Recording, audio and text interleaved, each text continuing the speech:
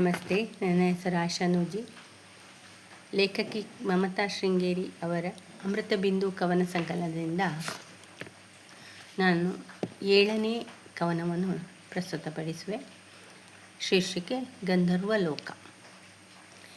ಮಲೆನಾಡ ಹಸುರುಟ್ಟ ಬೆಟ್ಟ ಗುಡ್ಡಗಳಲ್ಲಿ, ಮಲೆನಾಡ ಹಸುರುಟ್ಟ ಬೆಟ್ಟ ಗುಡ್ಡಗಳಲ್ಲಿ, ಗಿರಿ ನಡುವೆ ಹರಿವ ತೊರೆ ಹಳ್ಳ ಕೊಳ್ಳದಲ್ಲಿ,